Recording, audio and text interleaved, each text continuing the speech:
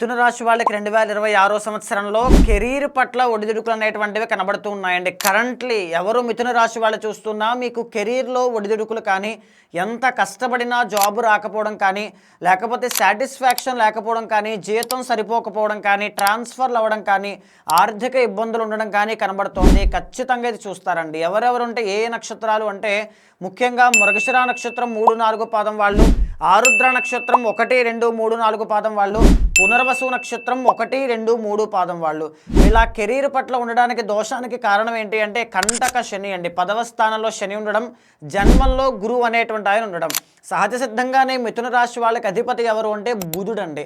ఈ బుధుడి యొక్క ఎనర్జీ అనేటువంటిది మీకు పెరిగింది అంటే మీకున్న బిజినెస్ స్కిల్స్ కానీ, మీకున్నటువంటి ప్రాబ్లమ్స్ని సాల్వ్ చేసుకునే సహజ సిద్ధమైన స్వభావం మీకు పెరుగుతుంది.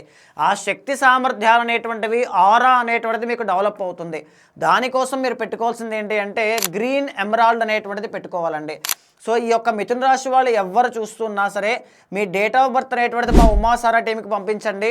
మీ యొక్క జాతకాన్ని చూసిన తర్వాత పర్ఫెక్ట్ జెమ్ స్టోన్ మా వాళ్ళు సజెస్ట్ చేస్తారు. అది పెట్టుకున్న తర్వాత కెరీర్లో కానీ, మనీ కానీ, మెరిటల్ లైఫ్ కానీ ఏ ప్రాబ్లము మీకు ఉండదు.